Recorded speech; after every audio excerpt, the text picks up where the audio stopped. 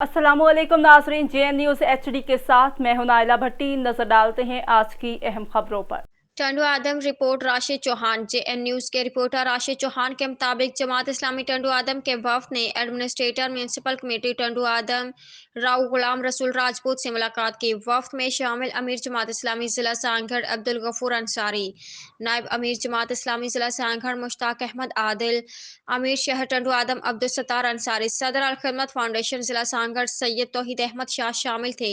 मुश्ताक अहमद आदिल ने administrator municipal committee Tando Adam Rao Ghulam Rasool Rajput को टंडू आदम में सफाई सुथराई, शहर के मुख्तलिफ इलाकों में मसाइल के हवाले से गुफ्तगू की, जिसमें बंगला रोड, जोहराबाद कब्रस्तान, मिर्जा कलीच बेग स्कूल रोड, अलहयार गोट और शहर के दीगर इलाकों में फायर ब्रिगेड के जरिए पानी का छिड़काव, गलियों में स्ट्रीट लाइट जैसे इशू पर बातचीत हुई।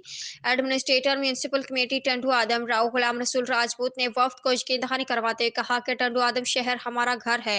शहर में सफाई सुथराई की बेहतरीन सहूलियात की फरहमी हमारी अवलिन तरजीह है। सफाई निस्फ ईमान है और हमारी कोशिश है कि आवाम की शिकायत का फौरी अजाला किया जाए। म्यूनसिपल कमेटी टंडू आदम हमा वक्त आवाम की खिदमत के लिए कोशा है।